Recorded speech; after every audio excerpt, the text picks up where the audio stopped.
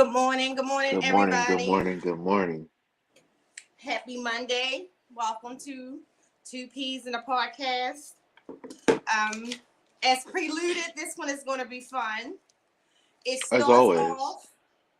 Shut up. It starts off with a question. To Dre, but we're going to say hi to everybody in the chat first. Oh, Keys was number one today. Hey, Keys. Hey, T. Keys, what's going on? What's going Hey, on? Showing love as John. usual. You should Hey, be my up this early, John. my guy Mike at Blood Python. What's popping, bro? Hi, Mike.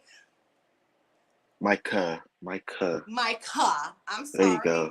There you go. I'm sorry, Too too Micah. early to be being disrespectful now. All right. His name ain't Mike. Say it like you said Mike to me. I quit. Elias. It's too early for Of me to be course. feeling this good. Hey, L Normals. Elias is here. Elias was Hey, popping. Darlene. Darlene, good morning. My man Ray from Alluring Surface. What's Ray. going on? Ray. Eating Ray.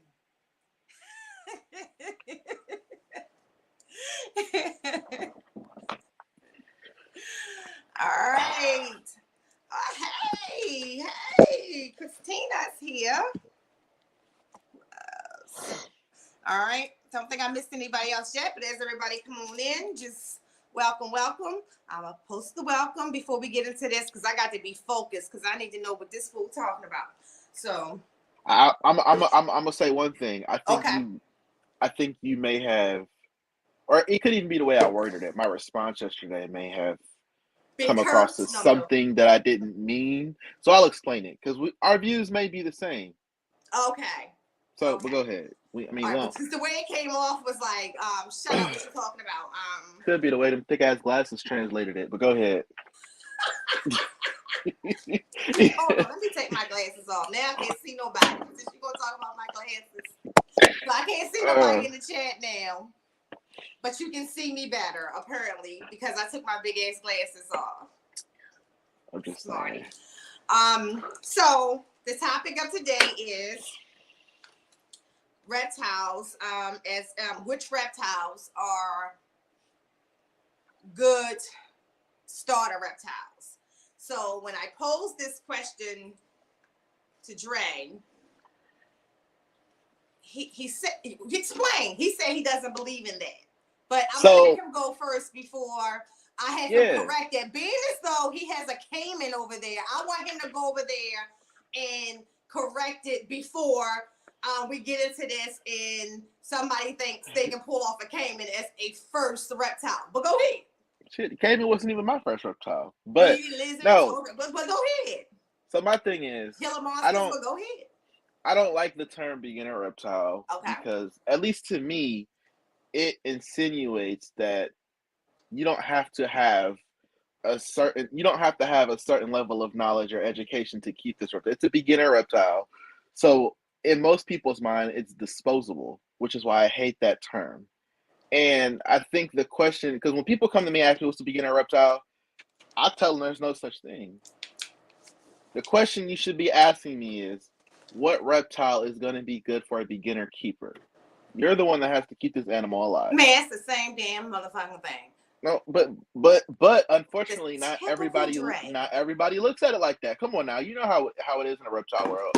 Everything is looked at differently depending on who you are. Okay, if you come to me and tell me that a bearded dragon is a starter reptile, I'm probably gonna slap the shit out of you because it's really not. I don't think so. I wouldn't say a bearded dragon is. I don't think a ball python is a good one, and I don't necessarily think. But you know, some people say the corn snake is a good first one. I don't think the corn snake is a good first one. But see what you just said? The 3 reptiles you just named, if you look on Google, those are in the top 5 starter reptiles, which is why I hate that term. I would agree with that. I do not believe, for me, I wouldn't even give the corn snake to someone who actually has dealt with worms, for example. A corn snake first. And just because of the speed. So even though it's a simple animal to keep, even from a heating perspective, you don't need it. But The husbandry is easy. That's still a fast-moving snake, and a corn snake is not dumb either. No. A lot of people think that it's, it's kind of, well, I'm not saying a ball python is dumb. I'm just saying, but a ball python does not strategically use its brain to escape most of the time, unless something is wrong. They're not sitting there, plotting how to get out of here, where corn snakes do that. They really pay attention to what you got them in and what cracks are there, what openings, and can't wait until you leave. So I can agree with that. So you're right. I think we're probably saying the same thing. It's just the way that I said it. So I only say it that way because everybody's education level and ability to do something is different. So I've seen people literally like me. I started off into the reptile world with blood pythons. Of course, that's not considered a starter reptile, but I had the understanding and the education to know what I needed to do to keep this animal properly, successfully. So I feel like everybody's understanding is going to be different, but from the way the question is asked, I understand, 9 times out of 10, most people are going to be like, well, what's a good starter reptile? Because chances are they're probably going to go to PetSmart and probably getting it from there, which is where most of your basic animals are coming from. But again, it's not always the case because, they carry tortoises, they carry all types of animals that are not good animals to start with if you are in the reptile world. So again, for me, I really hate that question, but I think it definitely comes down to the keeper and the knowledge base that they have, because no matter if it's a starter animal or an advanced species, you still have to have a certain level of understanding to keep that animal successful. So is it really a starter animal, or are you just not understanding how to keep this animal? I just really hate the term. That was the main thing I wanted to get across, because I get that question a lot. But I still say same thing. I'm not responsible for interpretation.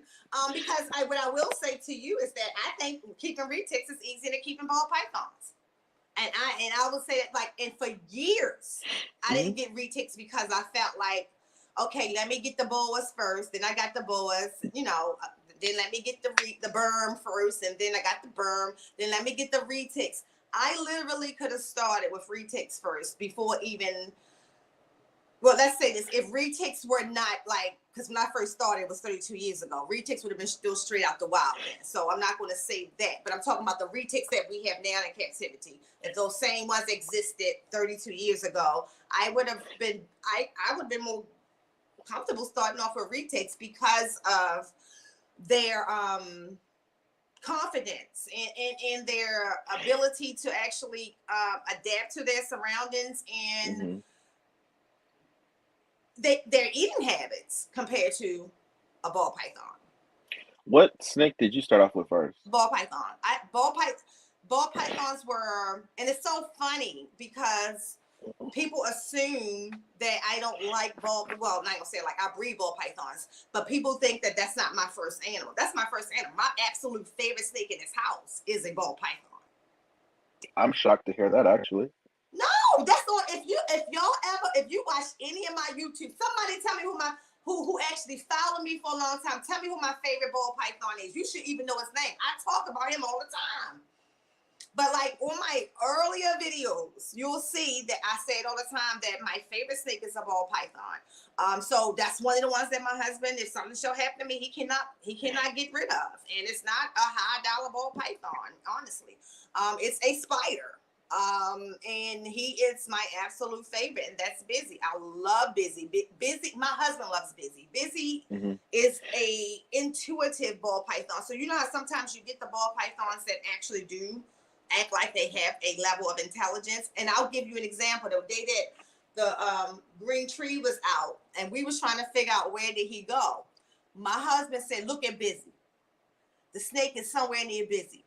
And I'm like, what? He said, look at how Busy acting. I'm like, yeah, that's weird. So he said, look behind him. We looked behind him and it was right there. We took my Busy, was like, see, I was trying to tell y'all. And he chilled out instantly.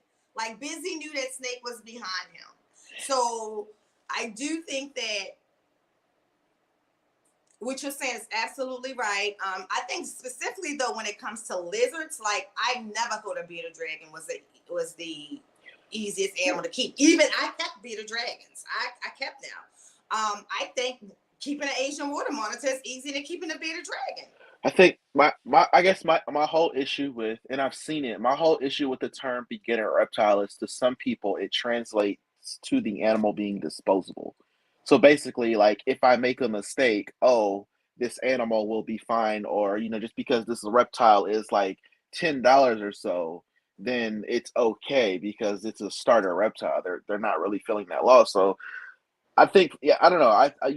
I look at things differently, but I don't like that term because it means something different to everybody. But for the novice keeper that hasn't kept reptiles for a while, or that doesn't keep reptiles, or that's getting into reptiles, if they come to me and ask me, what do you think a beginner reptile is? I can already tell that they're thinking of something that is cheap, low maintenance, and something that's not going to last long. And to me, that doesn't exist because reptiles last a while. None of them are really low maintenance. There's some that require less care than others, but I wouldn't call really any reptile low maintenance. Yeah, I do.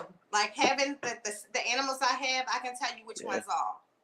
Turtles, low maintenance. All you need is a good pump. Asian water monitor is low maintenance.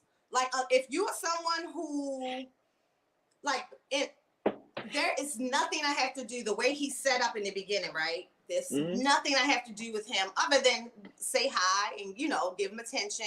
And I don't have to do that. I just think that that's the relationship. I want that Asian water monitor to stay the way that I got him, right? But turtles literally they'll outlive you. So you need a wheel, wheel them out to somebody. They're going to live several generations, not just a couple of generations. But literally, outside of a great pump and a feeding regimen, low maintenance. So compared to, I think, like snakes, there's not one snake that I can say is low maintenance. Not even the corn snake, even though it's easy to keep. I would definitely consider turtles a little more higher maintenance than snakes, only because most people don't have the proper space. Most people don't even know the proper space most turtles need. See, So, like, I understand your point, but again, your perspective as a keeper, an experienced keeper, is going to be different. If I was a new person coming in, right? Like a brand new person coming in, and I said I want turtles. The first thing that I'm going to say is, like, what type of turtle, not necessarily, I probably wouldn't use, because I'm going to go back. I probably wouldn't use what turtle is low maintenance. But I know that water turtles are easier to keep than land turtles, just by nature, because they water turtles. They just by nature. Even I'm going to disagree with you on that one, sister girl. So, I said I'm going to disagree with you on that one, sister girl. Oh, well, I'm just saying, I'm saying from experience, like, they are easier to deal with. But I don't ever, when I leave here to go on vacation or whatever, and I leave the list of care for the animals, and turtles is the ones that you don't got to do shit. I mean, you ain't got to do nothing with them. I can be gone 7 days, and them sliders are just fine. And then all I come back to and feed them. I don't have to feed them for 2 weeks, and they still would be fine. But just, that's what I mean as a point. All someone has to do is remember to turn off the basket light at night and turn it back on. That's fine, but I mean, we're talking an animal that lives 25 plus years. Are you gonna have because reindeer sliders don't stay small, and most people think that they can just stay at a 75-gallon. No, they need a fucking pond. Right, but that's still low maintenance. So for me, mine started in my hand. Right. But for the average person, that's not low maintenance, because most of them either don't have access to a pond, or don't want a pond, or want something that's beginner. You don't need a pond you need a big tank. You don't need a pond, because I will tell you, rear ear sliders, literally after that first 5 years, they're not growing as fast as they did in their first 5 years. Like, so I'll give you an example. They started off in my hand. They went to like a 40. Then they went to a 75. They are now in a 150. They've been in at 150 since as long as we've been in that house and don't need any more space. Now, at some point, because they do grow, slowly at that point, will it need a 250, custom? Yes. But after that, and if you ever seen, like, one of the places I love, Key West have red sliders everywhere. Mm-hmm. If you look at what they have, what I have for the Asian water monitor, even for larger red sliders, it's about the same. Or actually, no, it's less because you don't need all the other space. The pool space, though, is the same. So, yes, would you need bigger tanks at some point? But literally, once they're in there, there's nothing else you have to do for them. You don't have to keep the water a certain temperature for red ears. Just using them as an example. There's certain turtles that you have to keep the water at a certain space. You know, fish are high maintenance. The one animal that I will kill in a week. I kill fish. Plants are high maintenance. But compared to those turtles, we're going to disagree on that one. That's low maintenance. Yeah. And even like cleaning the tank, if you use the proper stuff, like it's you don't have to clean it that often. The pump system that we use to like drain the water out, easy. You can literally put the thing in there, walk away, water comes out, take the hose, water back in. Like that part, I don't even consider the turtles. Like people don't even hear me talk about them that much because as much as as cool as they are, they're not animals that I have to really do much with. This is my first time hearing that you even have turtles. It's no way in hell. Why you always trying to call me the N-word? I ain't say no nigga. I said there's no way in hell. I never say nigger. I could have been talking about Negro, and here you are. Yo, I'll say Negro in a heartbeat. See, y'all, this is supposed to be a family show. It is. No, I didn't. No, you made that clear. You say when we all cuss. You're gonna have to step it up a notch because I can't keep this. We all cuss. Reptiles and cocktails is the word. But yeah, so yeah, you see my turtles. They on my YouTube. Like, see, that's the problem. The problem is that you don't watch videos unless it's involving you. That's false. Number one. Number two, you've never told me about it. As much as we talk, Nicole, you've never mentioned your turtles. I don't forget stuff like that. I have literally had, when I did the interview with Sean, I brought them out and I was, both of them. I brought both of them out. And if you look at, anytime I'm in the ball python room, they're in the video. They're literally on the, anytime I'm in the breeding room, they in that room. They're in the video. So that's what's in the tank, in the video. And they make their stuff known because they like to be seen. They will come over to the glass when they see a camera. What's their names? Isis and Lumpy. I promise you, you never know. Would you like to see my turtles? Go ahead, Curry. Everybody wants to see the damn turtles. Go get your turtles. Go get my turtles. You really acting like I ain't got no turtles or something. Well, I ain't tell you about it. I ain't said you ain't had no turtles, but you gonna you know what? Make me stutter again. We're gonna have some problems.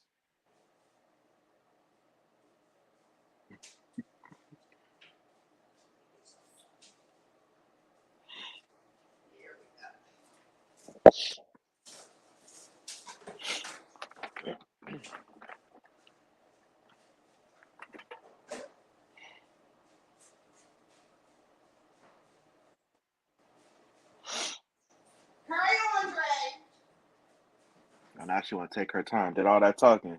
Now she want to take her time. All right. Disrespect. The disrespect.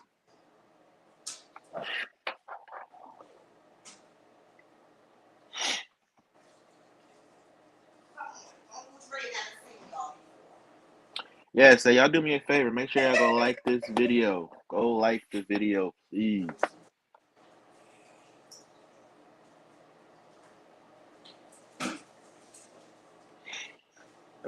Turtles must be kicking her ass. It's taking her a minute. Whew. That's out.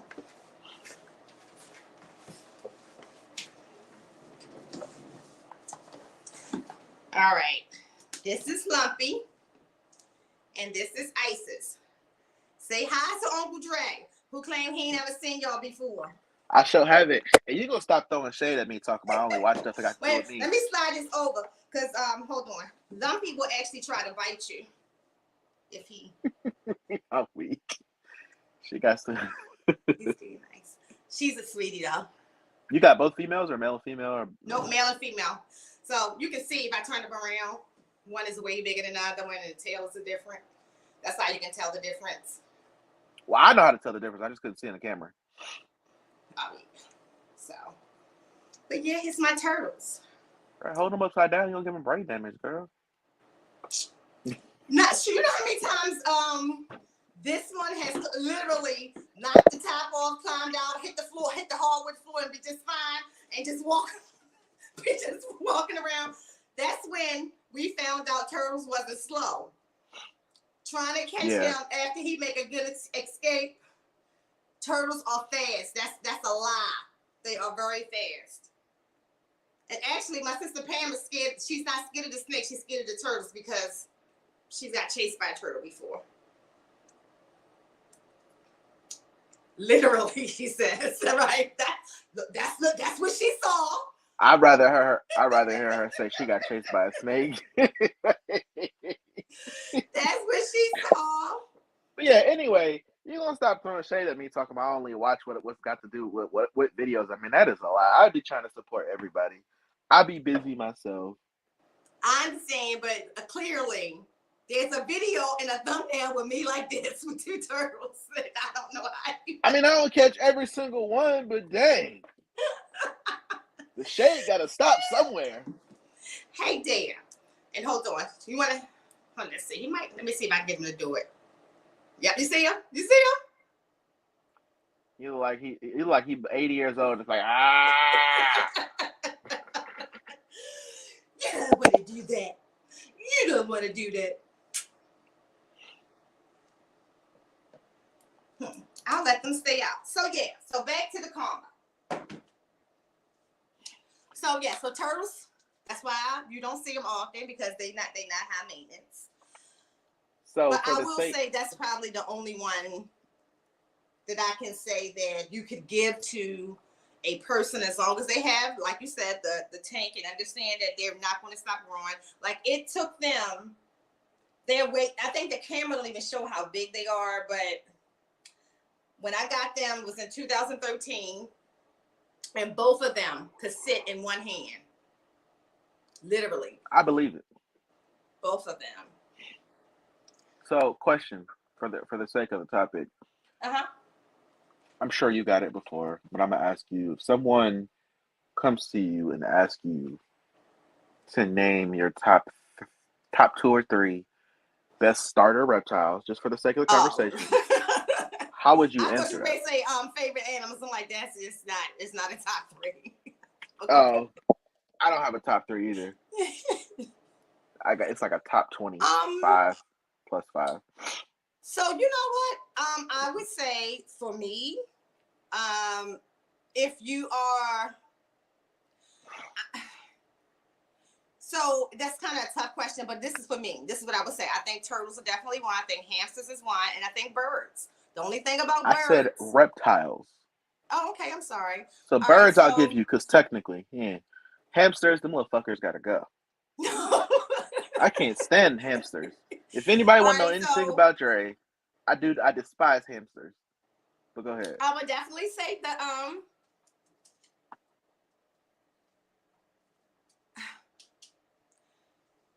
it's not a ball python. I still would say probably a corn snake before a ball python. And that's just because of the husbandry needs. It's hard to kill a corn snake. The worst case scenario is it's going to escape and you'll never see it again. But I can't honestly say it's a top 3. I can't think of 3. I'm gonna be honest. 3 starter reptiles that I can say to a person who don't know anything about animals, right? Y'all hear now? He's literally. You can go messing with that retic if you want to. Yeah, so I can't say that. But what I can say though is that if you have some sort of love for animals, I would put ball pythons on there. Not an expensive one, but I would put ball pythons on there because I think that's the one thing that people don't realize with ball pythons. If you buy them out of the pet store, they think that all ball pythons are cheap. But if you're getting a regular pet store ball python, I would say a ball python, but you still, I wouldn't say it's easy because feeding wouldn't stress out a new person as much. But I think that's what I don't think, that for some people who kept like a different type of snake that really eats good and then they decide, okay, let me get a ball python, that is a stressful thing. Yeah. Yeah, for me, I don't have a top 3 at all. Only because it's not I'm a always caiman. Hell no, definitely not a caiman. I'm always asking, you know, like hey, what's the starter reptile? You know, what's the starter reptile? I'm like, well, first off, what level of education do you have about the animal that you're asking about? Because if you don't even know what animal you want, I can't answer that. I need you to figure out what animal you're interested in, do some research on it, and figure out if that's something you can handle. I mean, it's really that simple. I'm not just gonna sit here and be like, oh, you should get a gecko, and then you find out that geckos. Then you decide, oh, cool, I can get a gecko. I just need to throw some calcium sand in there, which is one of the worst fucking things you can do. No. So look at Tammy's comment. Tammy thinks that snakes are low maintenance. And geckos. See, geckos are definitely not for me, Tammy, because that's the one animal in the house I wish I didn't have. My son loves the geckos. That feeding crickets and mealworm stuff is just like too much for me because I'm not storing crickets more than a few days a week in my house. That's what she said. That's what's low maintenance to me.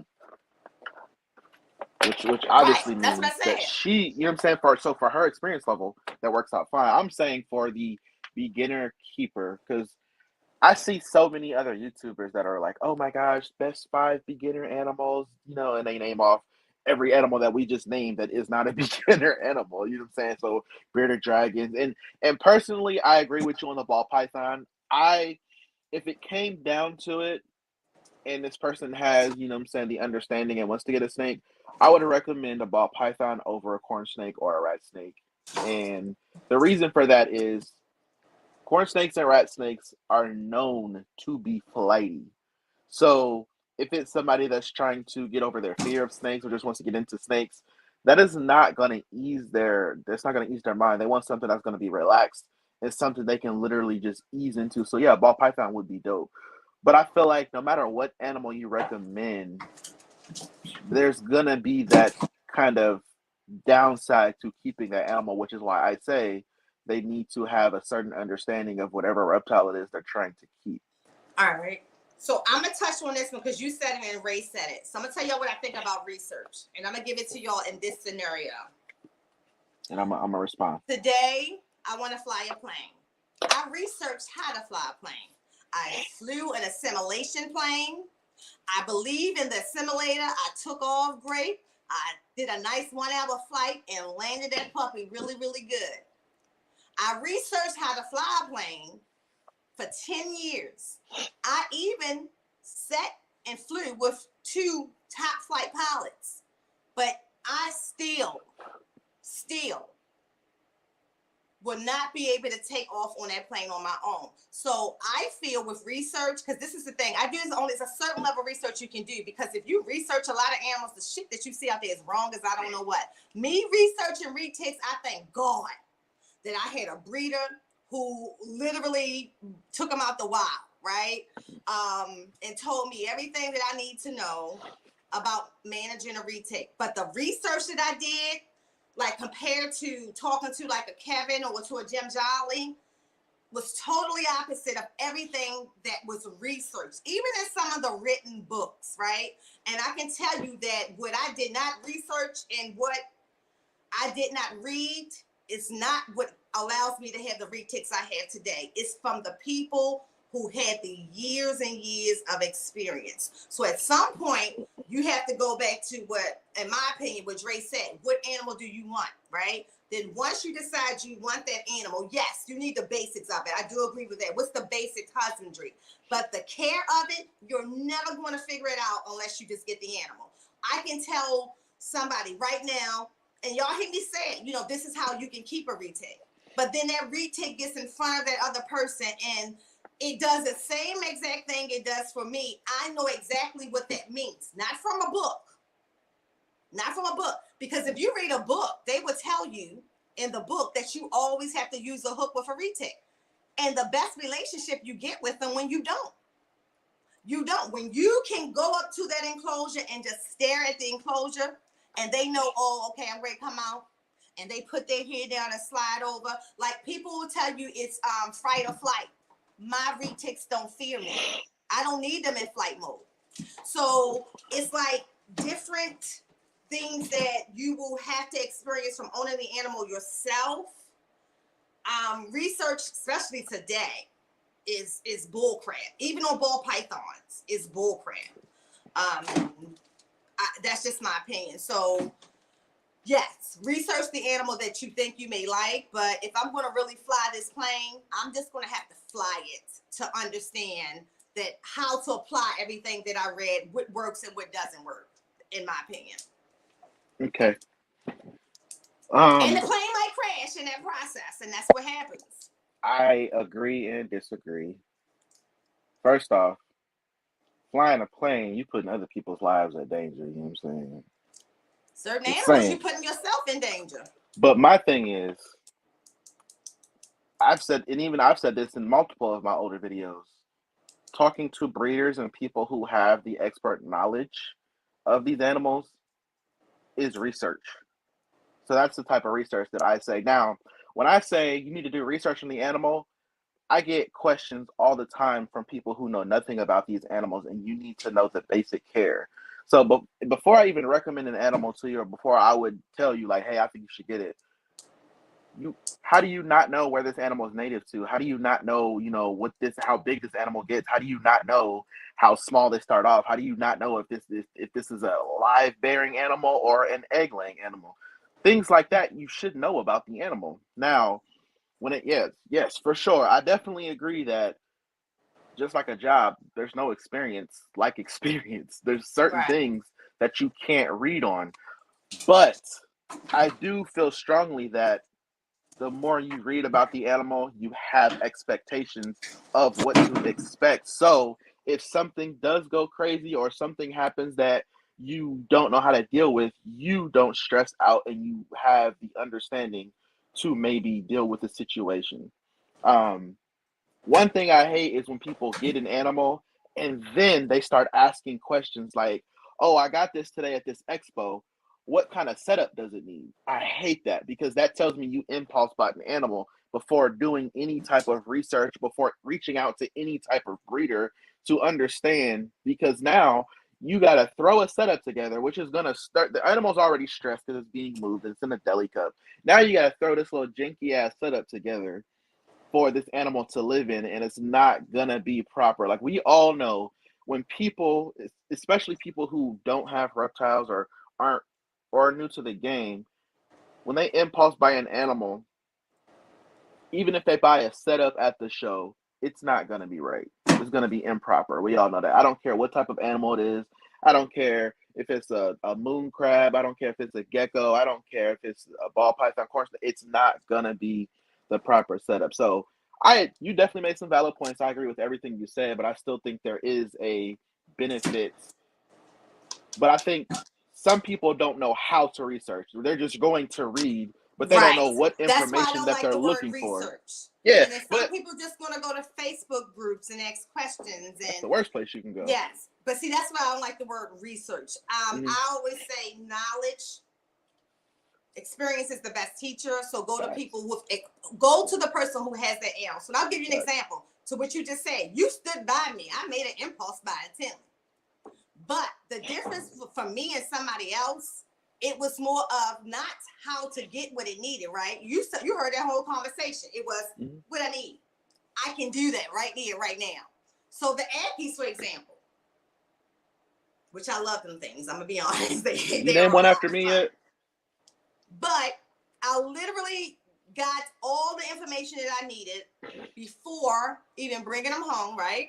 Mm-hmm. And when I got home, they had everything that they needed.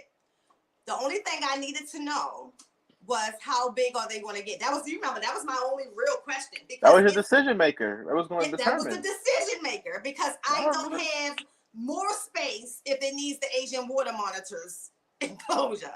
That's impossible. So, but I knew I wanted another lizard. So when he said that they were the size they are and this is what they need, which is probably one of the most simplest keeping of an animal that I actually have in a lizard form right now, to be honest.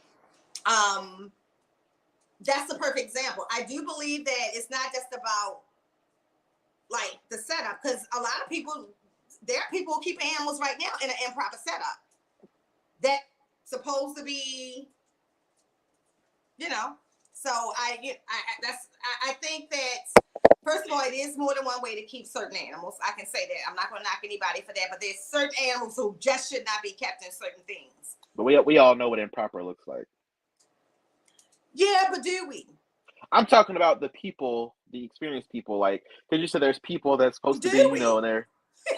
I mean, I do. Do we? There are people who have retics in a wreck right now today. Never. A retic should never see a rat. A burn should never see a rat.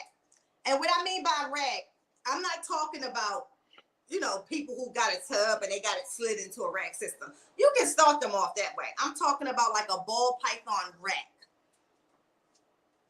Like with the little tub? A breeder rack, yes. Oh, yeah, no. Yes. That snake can't do nothing it needs to do. Can't stretch, can't curl, and retics have to stretch up. That's if no one knows that, they have to. They have to. Or they will have stomach, liver problems. So, but these are people who have a bunch of animals. So I don't always think that because you have animals, you know what the hell you don't either. And it's the reason why, like, you and I have real conversations about, like, the animals you have compared to the animals I have. And although, we both have a variety of animals, there's certain animals that you have I would never, ever keep. And it's because my brain is not even going to go to how to take care of it. Like, I have it looks nice, but I have no interest in keeping it because of how my brain. But I think that's you just said something very profound. You understand there's certain animals that you're not going to keep because you can't understand. I think when there's so many people asking about beginner animals, it's like the variety of animals that their mind is wanting is like endless. They can literally look at an age of water monitor and be like, oh my gosh, that's huge, I want one. But do you really? You know what I'm saying? Do you really want this? Because everybody wants the biggest animal the fastest. And they're just like, do you not understand the work that you have to do, number one, to get that animal to that size, but not just that size, in a healthy way. Right. Just because that animal, you know what I'm saying, just because this animal is, 5.5, 6 foot and it's looking beautiful, that doesn't mean that you can successfully do it. I mean, I'm sorry, but we're not going to sit here and act like that reptiles is for everybody because it's not. And certain animals, certain reptiles, like you like let's talk about us. Like, and people always say you got retics. Y'all, retics don't compare to certain animals to me. Like, so I wish people would stop saying to me, because I have retics, I can keep everything. Like with you and the anaconda. I'm sorry, the anaconda is a whole different responsibility than a retic. Eventually, that anaconda needs the same water source, for example, that Asian water monitor has, right? I just told y'all I don't have the space for another lizard, right? So I know long-term I don't have a space for an anaconda. Also, that anaconda at some point is going to get much heavier than a retic. Y'all see how I be sweating holding the retics? Not mine. Mine is a yellow. They don't get as big as greens. The greens get massive. Well, yeah. So you're yellow, but still, it's still gonna get big. They still get pretty big, but they're more manageable. So they look more like the constrictors. They're boas. I mean, that makes sense. But she'll max out around 7 to 9 foot, which is very manageable to me because I already have the retics, the berms, and the scrubs now, which those are some of the top 3 biggest, snakes in the world. So I'm just like, for the future, I need to make sure that everybody can have a big enough space. And me getting a green anaconda was out of the question because I feel like. But there's a lot of people who have them. Retics are very, the retics are very, for me, compared to a green anaconda, retics are a little more manageable for me in my experience level. Anacondas get massive, and not only that, their defensiveness is just different. Like a retic, you're gonna see that shit coming. An anaconda will literally just look at you and look fine, and then boom, you're got. And I can't. And you got multiple times, like. from whatever direction, you know what I'm saying? And then they eat underwater, which that is probably one of the dopest things about them, like, is to watch them eat underwater. It's very fascinating. But yeah, green was out of the question for me. But yeah, I agree. And there's certain animals that I have in my care, and I'm just like, well, shit. Like, it makes me look at other animals that I have differently. You know what I'm saying? Like, at one point in time, I'm like, man, this green tree python was like the most advanced animal that I had. And then now that, I got Gila monsters, beaded lizards, and then caiman, not saying that the green tree python ain't shit, but it's just like, compared to these, it makes keeping this a lot easier. And that's why I literally, when people, that's why I hate the question, what's a beginner reptile? Listen, bro, what are you capable of keeping properly is the question. Because it's not about when I hear beginner reptile, automatically in my mind I can tell you're thinking about the cheapest, the easiest and low maintenance animal you can get. And there's nothing wrong with low maintenance. Low maintenance is probably the best option. How many reptiles is actually cheap to keep? That's another thing. I mean, even nowadays, turtles, the light bill, you know what I'm saying? Like, when I see corn snakes going for, $700-$800, I'm like, oh shit. Like, and don't get me wrong, there's really no price you can put on a live animal, but it's just like, after being in the hobby for so long and you understand like what animal is which, and it's just like the genetics drive up these prices like crazy. Right. And when I see people that literally just get an animal just because it's like, oh, it was $25. That's why I hate when I see Savannah monitors that cheap. Savannah monitors. Thank you, Elias. I'm just saying, keep that comment. She has watched every video. The turtles have been here before. Elias knew that I have turtles. And they are in the background of most videos I do on the ball pythons. You're like a half hour late on that. You're like a half hour late on that comment. We had to talk about the turtles. I'm catching up. You made me forget my train of thought. I'm sorry. I was about to take it to church. I was going somewhere. Okay, go back to church. I got although they're going to throw your ass out. Go. Listen, my skin going to burn. Ray, yes. Not necessarily. She wasn't named after the terrorist group. I just like the name ISIS. The name ISIS has been in the black people vocabulary since I've been born. Plus, we spell it. Yeah, I just love the name. I've seen ISIS spelled like 4 different times. My husband said it's a stripper name. So when that's a fact. That's a fact. I know a couple ISIS, you know what I'm saying, myself. Yeah. So I had wrote something else down. Oh, so I think it was John who said, the water changes is hard. But see, that's about research. I will tell you, changing, not even having the right tools to change the water, like to have it do it for you. I don't have to do anything but literally turn on the machine. It extracts the water. Mm-hmm. Wipe the tank down, spray it down like I will do any other tank, clean it, put some, the water conditioner in there, fill it back up, and I'm not filling it back up. It's a machine that's doing that too. So I think another part is of new beginners, or like I think it was Darlene or Tammy who was saying that they invite people over to learn how to keep. People will be amazed, like the system that my husband bought to clean, not just the turtles and the water monster. The water monster has 200 gallons of water. Mm-hmm. And it is so easy to just get that water out and refill the water. The thing is your water bill. And that's what people don't think about. So if you don't, again, though, even with that, having the proper system. So we use the F4 with F4 Max with the turtles and the F6 Max with the Asian water monitor. Are you talking filter system? Fluval? Yeah, Fluval, yeah. Okay. So your filter system makes or break you, because we don't have to change the Asian water monitor's water every week.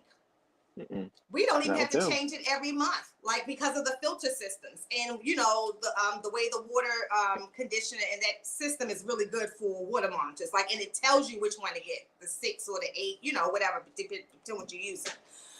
So all of that for us is easy. So I don't have to do anything but put us the holes in there, hit a button, come back, put the holes back in it, throw in a little condition that you have to do anyway, whether it was fish oil, turtle, or anything else, put water back in.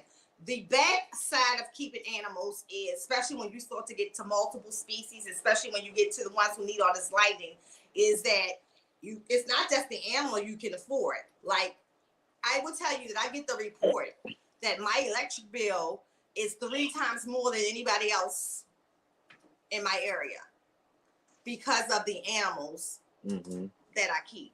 And I think that's the other part when researching, that the books don't really tell a person. Like, if you get this animal, you're going to be changing the water this amount of times, and 200 gallons of water this amount of times is going to equate to this amount of a bill average-wise. And that is important because a lot of people get rid of animals when they really see the utility costs behind them. That's one of them things where you're not going to learn until you actually get into it. That's one of those things where experience is the best teacher. Because I mean, shit, I got 18 snakes. My rat bill is crazy. You know what I'm saying? So, and that's even with that. I said I would never breed rats. You know, I buy in bulk. So the last order I just picked it up 2 weeks ago. $684 on rats. But guess what? That's gonna last me through winter. It's gonna last me up until right before summer. I'm okay with that. Yeah, so I mean, that's another thing. Like, I swore I'd never breed rats, which I love breeding them now. I've been breeding them over a year now. I love breeding the rats and the ASFs, but it was at a point where not even just the cost, because like my breeder up here, like the PA breeders have never really raised it. The one that I buy my rats from. But just even lugging, like literally going to a show and bringing back all of those pounds. Right. It's a task. It's a task. Yeah, and that's why, like, that's a lot. To people that still feed live, my hat's off to you, because I can't do it. I did it a long time ago, which is why I'm so adamant about even the newer snakes that I got. They took their first feeding in quarantine. They all ate. They're all eating frozen. See, and that's where it changes though. When you start breeding ball pythons, and when you start getting hatchlings, because you know, even with me, the first thing they offered is the frozen thawed. Everything for me is pretty much frozen thawed. That's why I don't have to breed a big collection. Because technically, based on the breeding racks that I have and the other animals, I would literally need to breed way more. But I don't, because yes, you know how I feel about live. Live is only to get them started. I mean, if that's necessary, right? Because I agree with you. There has been hatchlings that I've gotten, even if the person was feeding them live before, who took a frozen thaw right away. Listen, and I've done videos on that. I still get people that ask me, like, why don't you feed live? Why are you feeding live? There's so many people that feed live and don't even know why they're feeding live. They haven't even tried to feed frozen, and it's just like, that's what I mean by a lot of people get these animals and basically it's monkey see, monkey do, and it's just because somebody told them, oh, this is the best way to do it. You got one damn snake, or you got 2 snakes, and you're feeding all of them live, but you don't even know why you're feeding them live. Well, that's what they eat. I mean, yeah, they're gonna eat it regardless, but it's the simple fact that in captivity, it's not required to feed live. Now, of course, everyone's situation is different. Like, I know breeders who got over, 300-400 snakes. I wouldn't expect them to thaw out 300 to 400 mice and rats to be trying to feed. Right. That's a lot. You know what I'm saying? But for me, my collection is small compared to that. I only got 18. But I'm not about to be having, like, it's crazy. I don't have a lot of snakes, but I feel like having 18 rats to be trying to feed off is a lot, and I don't got no fucking time for that. I'm good. And then a lot of my snakes are gonna get big. Some of them are big. Who the fuck is about to be fucking around with them big ass rats? It's not gonna be me, because them little motherfuckers get vicious after a certain size, and I'm not really dealing with them. Rats. I love them. I love them to the time I have to feed them. Even when I feed them, I give them a whole little, Are you talking about African furs or just rats in general? I got both. So my ASS, my ASS are my favorite. I do most of my videos with them. So my ASS are really cool. Them little beady My eyes. big rats are really cool. Don't trust them. I think they just like everything else, Dre. If you handle them as babies, like seriously, like if you, so even when a mother has her babies, after about, I'll say a week, I'm already like picking each baby up, you know, touching them, getting them used to me and things like that. I love the rats though. Like really, I never thought I would. Even my husband, like when I first told him I had to do it, he was like, hell no. But they are a lot of fun. They are really cool animals. I wish I didn't have to feed them. Like I actually think I'm finally coming to one of the males. I mean, one of the females who she may need to be fed off, and she's one of the adult ones. That's going to be hard for me. Keeping rats are really, really cool. Come over, I'll do it for you. That's a task. I'll feed her off for you, no problem. You don't even know she's on. Nah, I'm just I'm not a rodent person, which is why I really don't like hamsters. I don't like hamsters. I don't like any type of rodent. I mean, gerbils is cool, but outside of that, it's not a rodent that I'm just like, oh, fuck that. Nah. Bosta has a really good point. He said, I think high maintenance depends if the person is some who does have time for an animal. That's true. Facts. Or someone who doesn't like cleaning and feeding. I totally agree. And I even think of that in terms of what I keep. It's a blessing to have Michael. Because let me tell you, when we go away, all the animals are still cared for. You know, because him and my nephew knows what to do with them and take care of them. I couldn't imagine being a person who has to travel and come back to breeding animals, come back to all of these big snakes and all of these lizards, and they were neglected for 5 days because we were not here. So that's something like that can burn you out. So I agree with that, Bosa. And that's another thing. Like, Dre, you do everything yourself. So you have to be conscious of like how many of any species you get. Like, you know, maybe if you wanted 10 caimans, you have to, even if you had the space, right? You have to say, I ain't got time for 10 caimans. You know what I'm saying? Like, that's another thought process. And I see people all the time, like just because they want to have animals to show, go out here and buy all these animals, you know, to do videos and things like that, you know, to say, you know, I bought all of these lizards, I built it this, I did that, and then the animal's no longer around. Like, you just switching out animals because you couldn't take care of them. You know, the animal died because you couldn't take care of them. You didn't have the time for it. They got to keep the content fresh. And, I mean, that's pretty it. So, back to Bosa's comment, I 100% agree. And that's why I said when people ask me what's a good, you know, starter animal, it's going to depend on the person. That's why I'm always asking, what experience level do you have? What are you comfortable doing? Because I do believe that there is a reptile that fits everyone's needs, but there's going to be some, you know, they're going to be less work than others, but you still have to do it's a live animal. There's still some, you know, thing you have to do. And it's crazy because there's a lot of people who have dogs. See, Ray thinks a bearded dragon is pretty low maintenance. I know I'm behind. Anything that you have to feed crickets and worms to me is high maintenance. That means I got to keep going to a store. And I can't, because I'm not keeping crickets no more than a week in my house. I just can't. But I don't like crickets that much. And mealworms, like I have like with my geckos, for example, they don't always want mealworms. But my thing with this comment is, so a bearded dragon was my second animal. And then within 2 years, I was breeding bearded dragons. It depends on the work that you are willing to. Excuse me. Bless you. Yes. It's gonna depend on. It's gonna depend on the work that person is willing to put in. You know what I'm saying? Because anybody can go get a lizard and just throw food in there.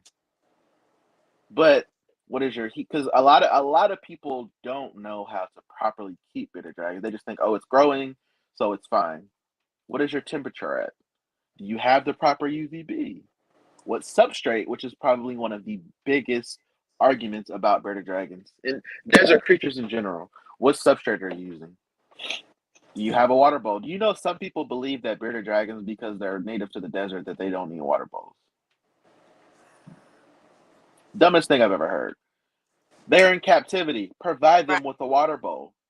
A lot of people don't know the 80-20 rule with the food. As babies, 80% bugs, 20% veggies. And as they become adults, you flip it. 80% veggies, 20% bugs. And so it may be low maintenance to a person that has the experience and understands what needs to be done to keep the animal successfully. Even if you don't have experience, if you are a person that's easily motivated to keep something properly, you're not going to have any problems. But if you're a person that just got something to just get it, leaves it in the tank, throws food in there every couple of days, and like, hey, I noticed my bearded dragon won't do this. You dumb motherfucker. And that's why you're having issues.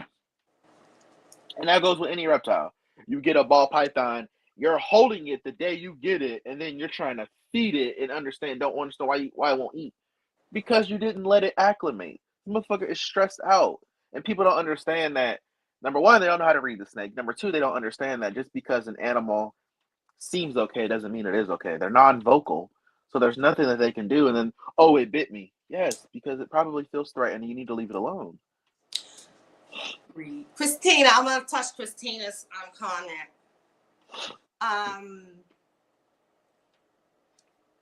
think that for some people, and I'll use me for example, but I'll use me second.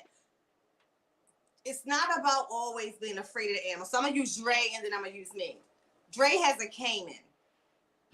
You have to respect certain animals. Like, it's not about being afraid of them. Like, you have to, because you know what that animal is capable of. It's not about being afraid to get bit. It's about respecting the fact that if you get bit, you're losing your limbs, right? So I look at that kind of differently. The green tree python, you always hear me say, I respect him.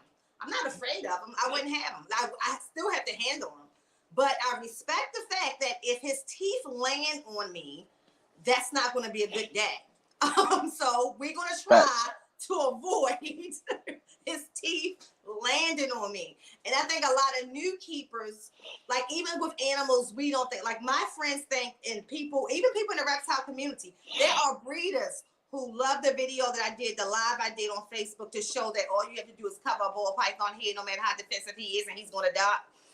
Breeders hit me up saying, I never knew that. Like, that's just things that you just learn. I learned just by watching what they do, you know?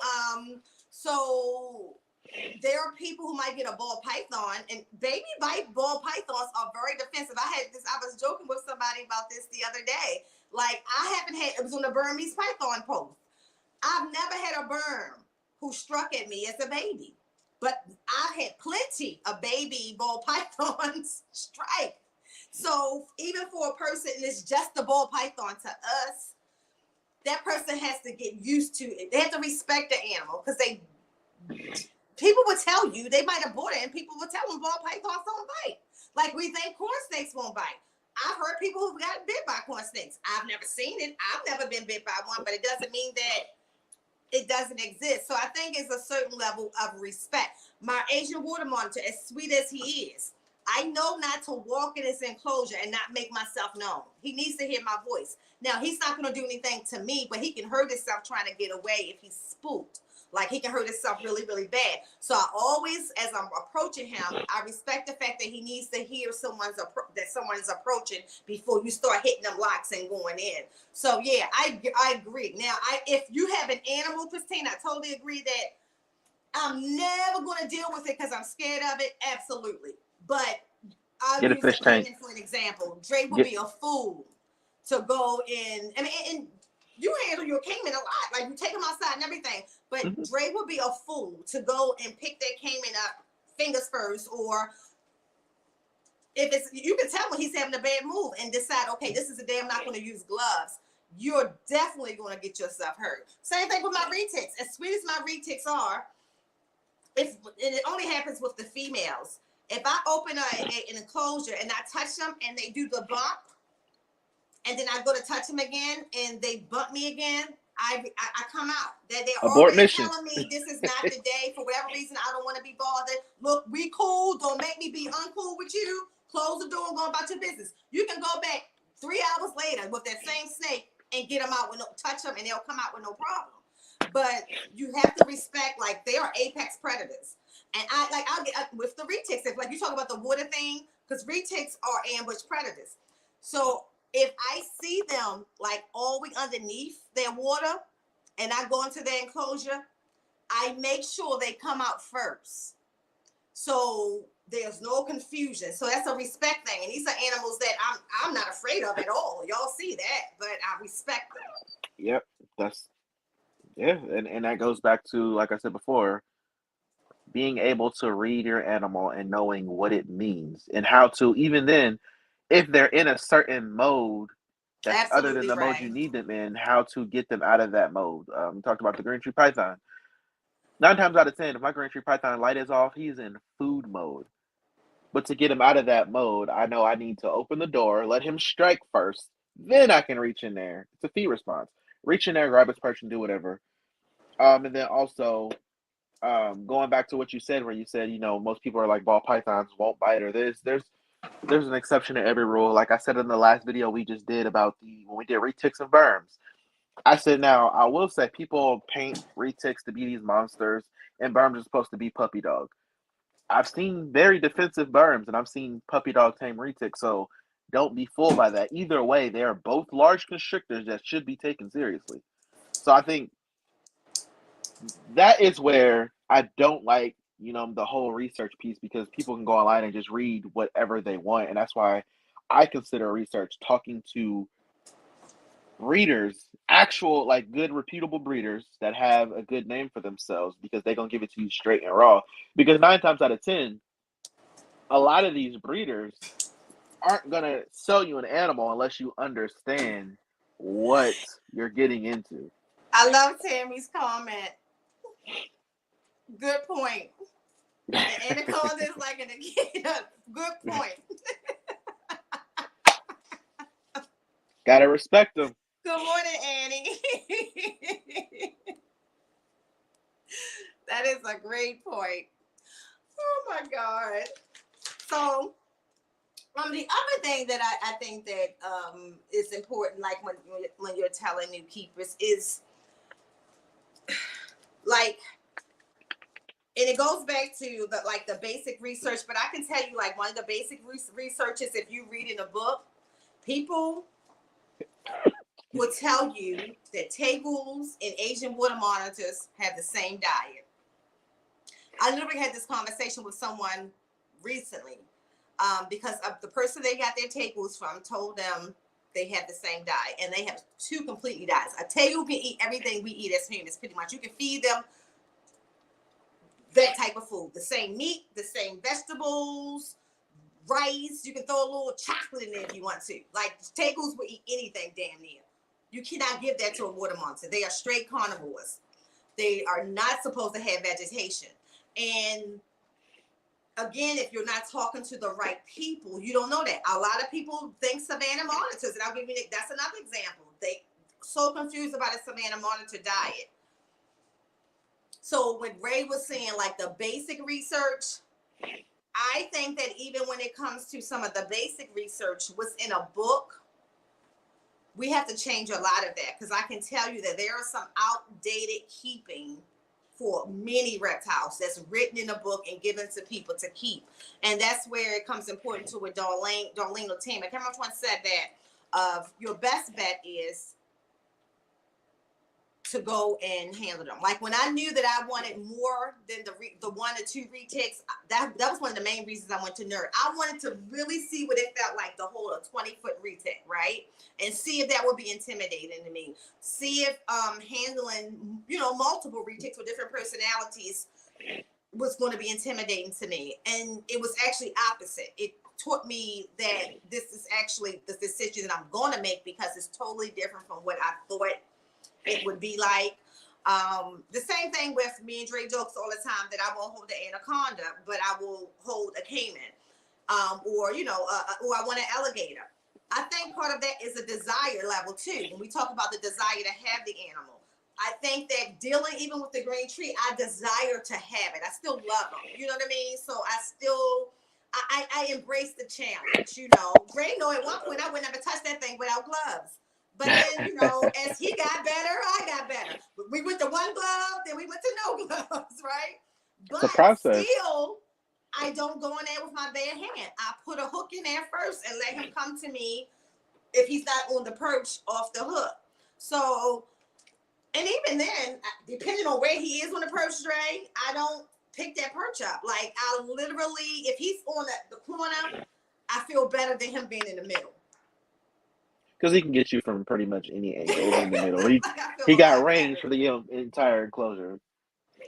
Yeah, but it's so much to keep in reptiles, and I think that's the part where I know sometimes it looks cool, and like even with other people having certain animals, it's animals that I know certain animals just wouldn't be for me, and the anaconda is just one of them. First of all, they're not. I had, a berm and a retech, I think the anaconda is still a little different. Just like I think boas are different. I think boas are totally different. And even with when I have them out, retechs out is different from having the boas. Boas are stubborn. So although anacondas are boas, they're in the same family as boas. They're in their own category as far as like their intelligence level and just how they act overall. Like they act like no other snake that I've seen. Like they're very inquisitive, but kind of almost in like a scary way. Like I had J-Lo out the other day. She was crawling up my arm, and she looked at me like I saw her little eye shift back, and I was like, "What the?" Like it's very weird, but it's interesting at the same time. Darlene, I know, and believe it or not, people do it. People do it. People will get an animal because somebody else got one and they go out there and buy it. I mean, I've seen it a lot in a group that me and Dre used to be in. People do it. I'm not gonna say it today. I'm just saying. People do it. People do it. Bearded dragon was my first reptile. Freaking love them.